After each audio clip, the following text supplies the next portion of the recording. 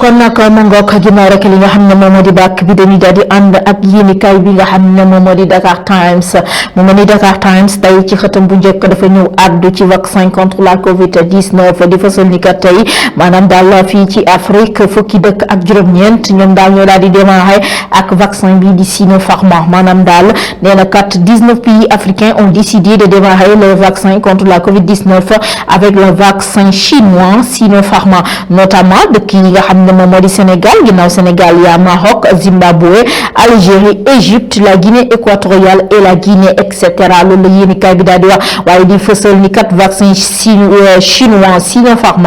homologué par l'Organisation mondiale de la santé mu ni kat le Sinopharm a convaincu les pays africains mais que d'autres pays comme le Brésil les Émirats arabes ak li nga xamante ni mooy yenn ci ay dëkk Europe ba ci fa nga xamante ni moom moo di États-Unis loolu la yéenekaay bi di Dakar Times daal di indi waaye mu mel ni ginnaaw loolu ñu ngi seen nataalu ki nga xam ne moom moo di Abdoulaye Diouf Sarr la stratégie nationale de vaccination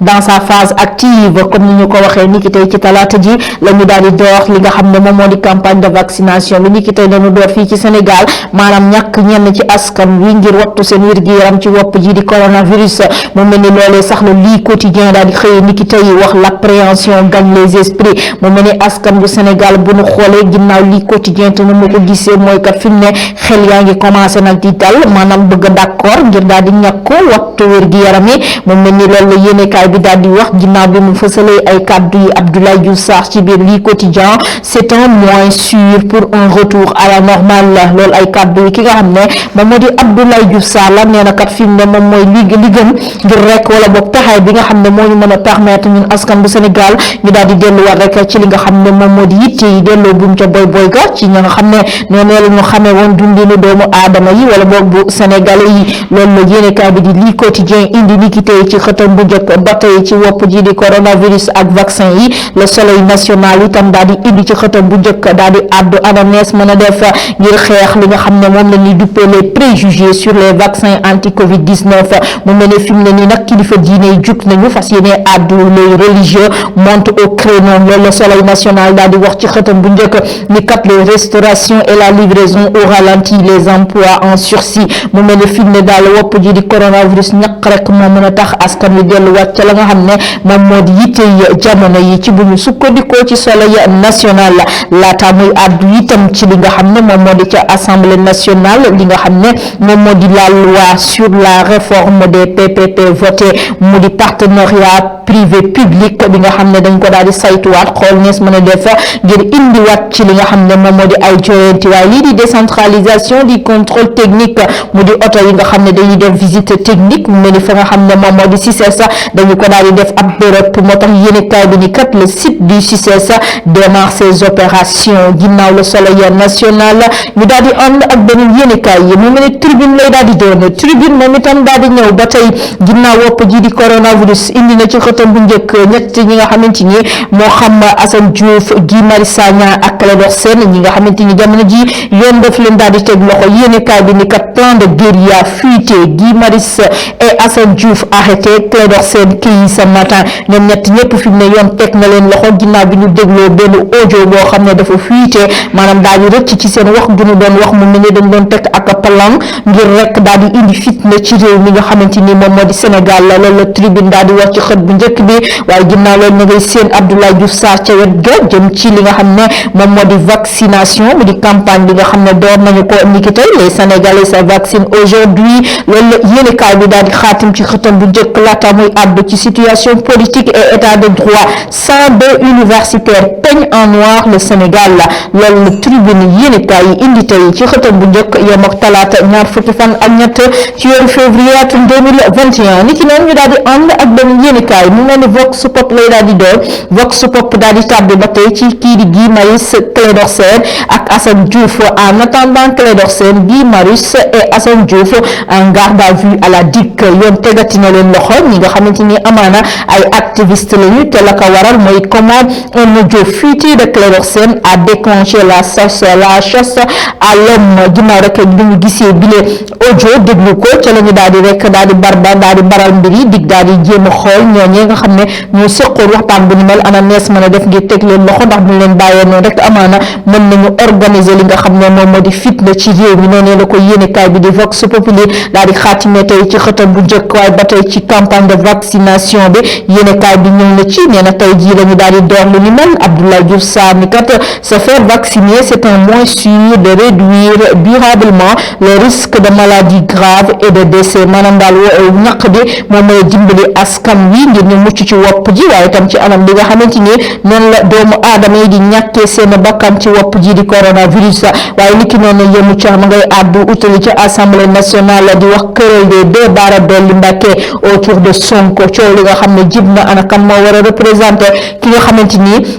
moom moo di Ousmane Sonko ca fa nga xam ne moom moo di ca commission ad hoc ba ginnaaw li nga xam ne moom moo di Vox Populi ñu daal di ànd ak laas yéenekaay yi mi tàbbi ci audio bi nga xam ne moom moo daal di rëcc diggante ñi nga xamante ni ñoom ñoo di activistes yi ca la ñu doon teg ak plan mu mel ni rek l'audio qui affole le pouvoir mooy li nga xam ne moo tiital état bu Sénégal ba tax sax ñu daal di wéy dem ci ay arrestation ginnaaw Guy Marius Sagna Assane Diouf Clédor Sène ñoom ñett ñëpp yoon fi mu ne jot na leen teg loxo ndax la ñu doon deal ak tek ngir xool nees mën a def rek ba tey dugg ci coowal ki nga xamante ni moom moo di Ousmane Sonko levée de l'immunité de Ousmane Sonko ba tey laas di ca àddu nee na kat la commission ad hoc boucle son rapport aujourd'hui le sort de Sonko entre les mains de la conférence des présidents les patriotes préparent la résistance loolu laas yéenekaay daal di indi nikité yi ci xëtam bu njëkk waaye ñi ki noonu mu mel ni lii di séparation des pouvoirs troisième mandat etc. des universitaires font le deuil de l'état de droit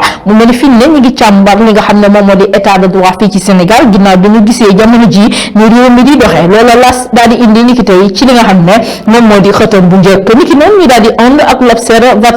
l'observateur àdd ba tey ci plan de manifestation à Dakar la DIC esquive le coup KO loolu la yéenekaay bi daal di wax lépp lu nga xam ne tegoon nañu ko rek comme plan moo xam Clédor Sène Assane Diouf ba ci Guy Marius dafa mel ni rek mbir man dafa mujj lajj ndax day di dikk daal fi mu ne daf leen daal di mujj rek teg loxo ndax le contenu guerrier de l'audio qui a déclenché l'opération de police ginnaaw audio boobu bi mu génnee ñu déglu ko rek la ñu commencé daat lii di dikk fas yéene teg loxo ñi nga xam ne ñoom ñoo addu ci lu ni mel comment Assane Diouf et Guy Marius Sagna ont été arrêtés Clédor Sène l'inconnu et la traque aux fugitifs loolu l'observateur daal di wax ci li nga xam ne moom moo di xëtam bu njëkk waaye niki noonu itam wopp ji di coronavirus ak vaccin Sinopharma une efficacité encore à prouver loolu la yéenekaay bi daal di wax kii di Tandakha Ndiaye immunologue nee na kat on peut dire que le vaccin peut être valable 6 mois à 1 an tout sur le dispositif mis en place pour le lancement de la campagne aujourd'hui loolu di Tandakha Ndiaye di immunologue moom loolu la daal di wax fi mu ne nii mën nañoo wax ni daal lii di vaccin bi mën na valable fii ak juróom-benni weer jàpp li nga xamante ni moom moo di benn at loolu l'observateur indi ni ki tey ci li nga xam ne moom moo di xëtam bu njëkk ni ki noonu ñu daal di ànd ak enquête yéenekaay mi fësal ci xëtam bu njëkk li nga xam ne moom moo di trajectoire dans l'antre du Pastef ñi nga xamante ni seen xam-xam màcc na ñu daal di wër moom ba wala bokk feggu ci ki nga xamante ni moom moo di Ousmane Sonko Bassirou Diomaye Faye responsable des jeunes le double de Sonko Birane Souleymane Diop l'administrateur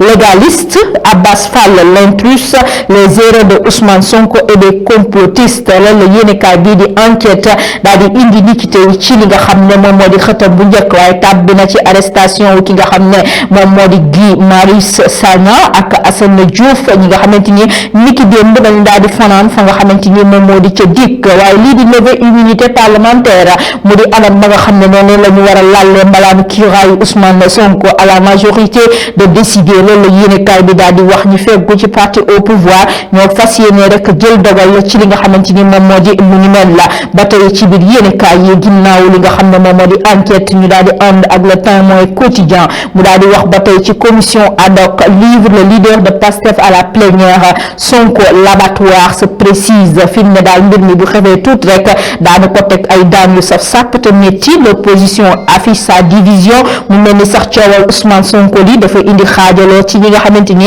ñoo fegg woon ci way kujje gi. L'opposition affiche sa division. Premier pas vers l'immunité collective loolu la yéenekaay bi daal di wax des Sénégalais invite Macky Sall à se faire vacciner en premier mooy la nga xam ne askan bu Sénégal ña ngi koy sàkku ci président Macky Sall ñaq yi daal bu ñu ko dooree na doon ki njëkk ngir rek ñàkk boppam bala na ba askan wi rek daal di cay mujj teg li nga xamante ni moom moo di ay gëtëm loolu la temps mooy quotidien indi ni ki tey ci li nga xamante ni moom moo di une quotidien bi ni ki noonu ñu daal di ànd ak le quotidien moom ba tey ci coowal Ousmane Sonko affaire du leader de Pastef Sonko divise l'opposition quotidien kat la mu gisee mooy kat fi mu ne Ousmane Sonko xaajale na li nga xam ne moom moo di opposition bi ndax kii di Abdou Bara Dolly réclame la démission du président du groupe de l'opposition. Le PDS refuse la politique de la chaise vide. Birame Souleye Diop et compagnie fixée aujourd'hui. Guy Marius et Assane Diouf interpellés hier mu di ay jafe-jafe ki tolof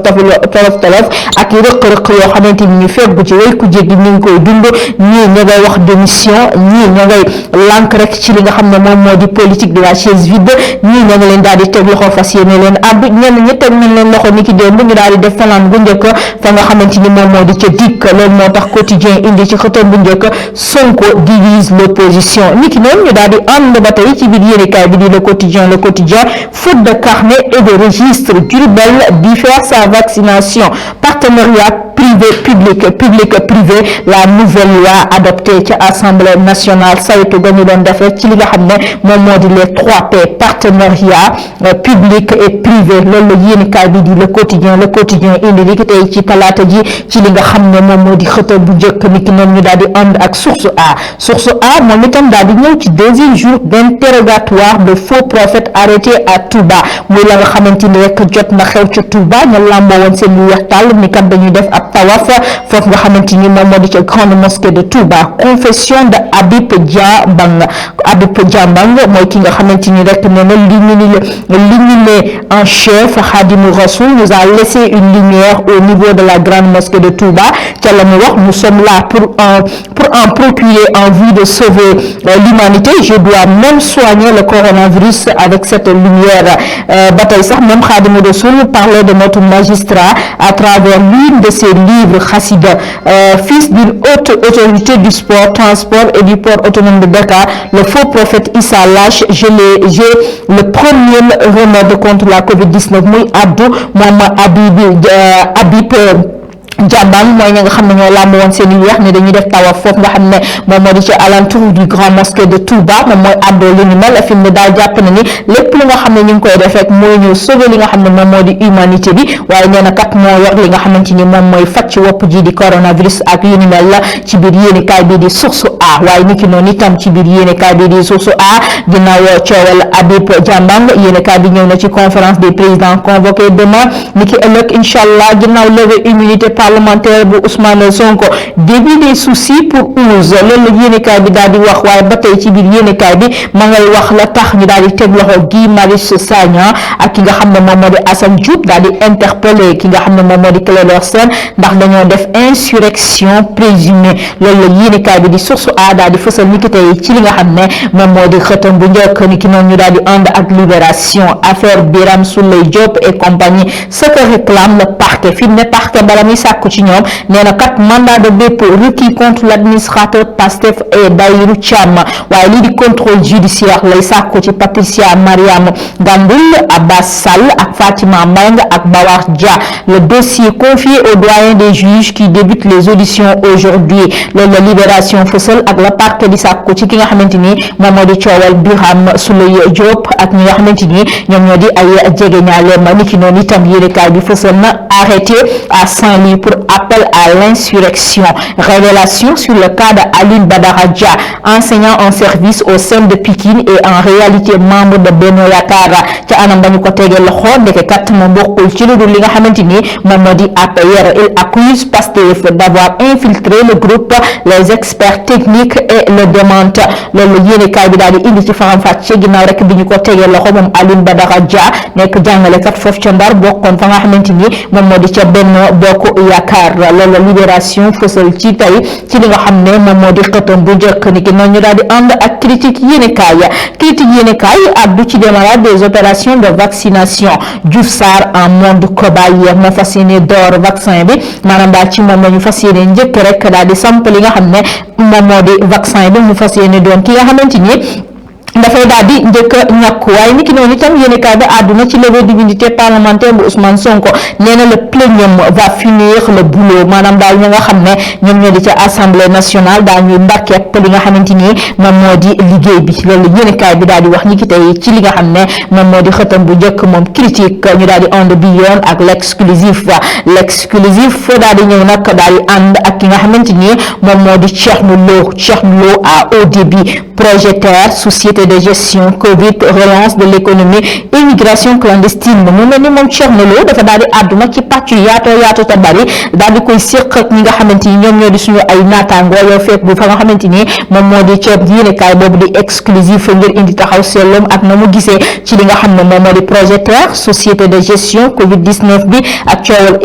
économie bi ak li nga xam ne moom moo di immigration clandestine na loolu l'exclusif daal di indi ni ki tey ci li nga xam ne moom moo di xëtam bu njëkk mu mel ni sax mooy ndar képp li nga xam ne moom moo doonoon pàcc bi njëkk ci biir émission actualité en débat soxaloon li nga xamante ni moom moo di la revue des titres waaye ginnaaw loolu saa yu mu àddoo rek ci li nga xam ne yéenekaay xëy nañu ko dañuy daal di tab bi indi ci fàttali li nga xamante ni moom moo doonoon tey point de situation du jour par rapport ak wopp ji di coronavirus ndax ku ne xam na ni saa yu mu xëyee ba wopp ji duggee ci réew mi ak léegi ca ministère de la santé et de l'action sociale daañu àddu ci nombre de tests yi nga xam ne